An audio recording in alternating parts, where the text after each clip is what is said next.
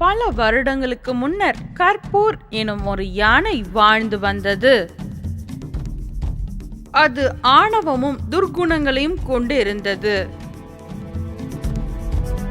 அது எப்பொழுதும் அந்த காட்டை சுற்றி கொண்டே இருக்கும். காட்டில் இருந்த எல்லா விலங்குகளும் இந்த ஆணவ யானையை பார்த்து பயந்து போயின. எந்த ஒரு காரணமும் இன்றி அது மரங்களை பிடுங்கி போட ஆரம்பிக்கும். பின்னர் அதன் கிளைகளை உடைக்கும். இதனால் கணக்கில் அடங்காத கூடுகளும் அதற்குள் இருந்த முட்டைகளும் அந்த ஆணவம் பிடித்த யானையின் கால்களில் நசுங்கி நாசமாயின.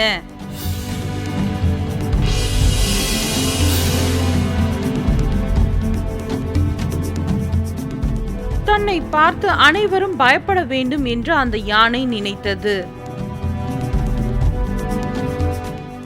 அந்த யானையை பார்த்து சிங்கமும் புலியும் கூட பயந்ததால் அவைகள் சில அடிகள் தள்ளி நின்றே அதனிடம் பேசின.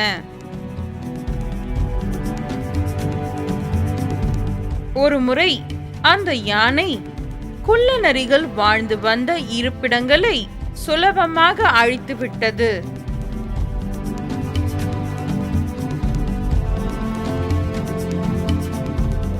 ஏ மான்ஸ்டர், நாங்கள் உனக்கு நல்ல பாடம் கற்றுத் தருவோம். அதன் முடிவில் என்ன நடக்கும் என்று பார். இந்த யானையின் இம்சையை அனைத்து விலங்குகளாலும் பொறுத்து கொள்ளவே முடியவில்லை. அதனால் அவைகள் யானையை கொல்ல திட்டமிட்டன. அந்த யானையை எப்படி கொல்வது என்று யோசித்துக் கொண்டிருந்தனர். அந்த யானையின் பெரிய உருவமே எல்லா யோசனைகளுக்கும் தடைக்கல்லாக இருந்தது. அதனால் அதை யாராலும் கொல்ல முடியாது என்று நினைத்தனர். குள்ள நரிகள் அதீத கோபத்தில் இருந்ததால் அந்த யானையை கொல்வதை பற்றி ஒரு தனி கூட்டம் போட்டன. அந்த மோசமான திமிர் பிடித்த யானையை கொல்வதற்காக அவைகள் எதை வேண்டுமானாலும் செய்ய தயாராக இருந்தன. ஆனால் அந்த பெரிய யானையை கொல்வது ஒன்றும் சின்ன விஷயம் அல்ல.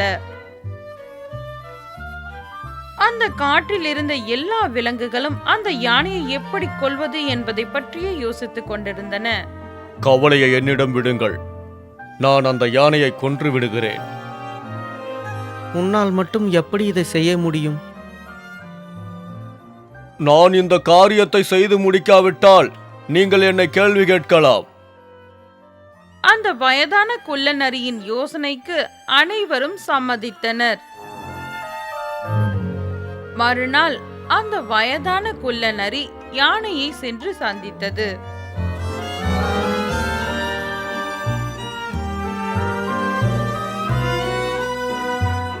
மிக பணிவுடன் அதன் முன் மண்டியிட்டது. ஓ, தந்திரத்தில் சிறந்த நரியே, உன்னை யார் இங்கு வர சொன்னது? ஓ கடவுளே, உங்களது கருணையை என் மீது கொஞ்சம் காட்டுங்கள். அந்த யானை குள்ள நரியை பார்த்து கத்த ஆரம்பித்தது. ஏய் முட்டாள், யார் நீ? எதற்காக இங்கே வந்திருக்கிறாய்? நான் ஒரு பாவமான குள்ளநரி. மரியாதைக்குரிய அரசே, உங்களுடைய புகழை யாரும் அழித்துவிட முடியாது. நீங்கள் தைரியம் மற்றும் பலமும் இலகிய மனமும் கொண்டவர். இந்த காட்டை ஆள்வதற்கு எல்லா தகுதியும் உள்ளன. அதனால்தான் இந்த காட்டில் உள்ள அனைத்து மிருகங்களும் உங்களை இந்த காட்டிற்கு ராஜாவாக தேர்வு செய்திருக்கின்றன. தயவு செய்து எங்களை மன்னித்து இந்த கோரிக்கையை ஏற்றுக்கொள்ளுங்கள். குள்ள நரி அதீதமாக யானையை புகழ்ந்து பேசியதால் அந்த யானை மிகவும் மகிழ்ச்சி அடைந்தது. அந்த சிங்கம் தான் சக்திமான் என்று நினைத்துக் கொள்ளக்கூடாது. உண்மைதான் அரசே, அது உங்கள் முன் நிற்பது கூட தகுதியற்றது. நல்ல செய்தி. தான் திட்டமிட்டபடியே அனைத்தும் நடந்து கொண்டிருக்கிறது என்பதை நினைத்து திருப்தி அடைந்தது அந்த குள்ளநரி. தனது தந்திரத்தை தொடர்ந்தது. வலிமையானவரே, நாங்கள் பெருமை வாய்ந்த ராஜாவாகிய உங்களை காண்பதற்கு எல்லா மிருகங்களும் ஆவலாக காத்து கொண்டிருக்கின்றன. காட்டிற்கு நடுவே அமைந்துள்ள மைதானத்தில் உங்களை வரவேற்பதற்காக ஆயிரக்கணக்கான மிருகங்கள் காத்து கொண்டிருக்கின்றன. நீங்கள் ராஜாவாக மகுடம் சூட்டிக்கொள்ள இதுதான் சிறந்த நேரம். என்று நம் சோதிடர்கள் கூறினார்கள். ஆதலால் தாமதப்படுத்தாமல் உடனடியாக என்னோடு கிளம்பி வாருங்கள். அரசே, நேரமாகிக் கொண்டிருக்கிறது.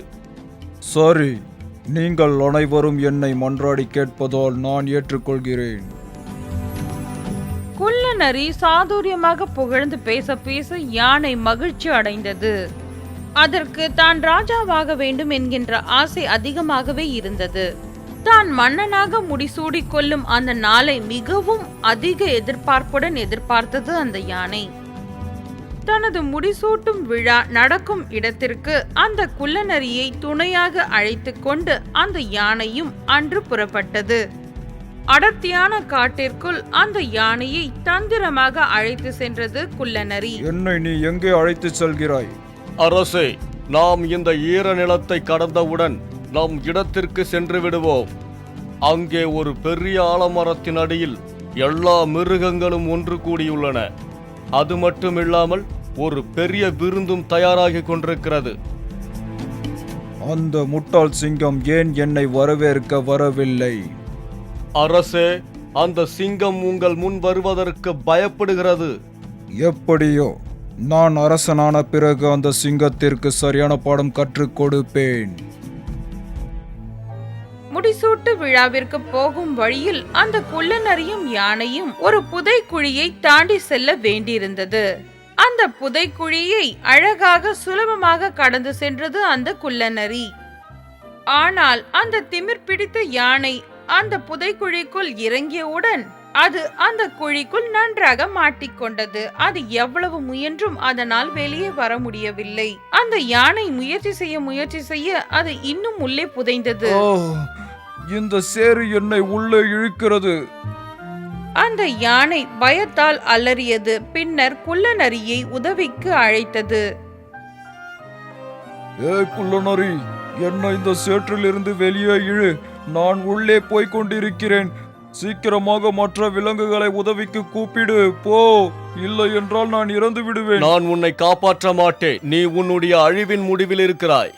நீ ஒரு கொடுமையான கர்வம் பிடித்த இரக்கமில்லாத அரக்கன். நீ எங்களுடைய குட்டிகளையும் குழந்தைகளையும் சாகடித்தாய். நீ எங்களுடைய குகைகளையும் பறவைகளின் கூடுகளையும் அழித்தாய். நீ அனைவருக்கும் மிகவும் பெருத்த நஷ்டத்தை ஏற்படுத்தினாய். ஆனால் அதை நீ உணரவே இல்லை. உன்னுடைய முடிவு வந்துவிட்டது என்று வருத்தத்துடன் சொல்கிறேன். அந்த நேரத்தில் ஒரு சிங்கம் அந்த வழியை கடந்து சென்றது.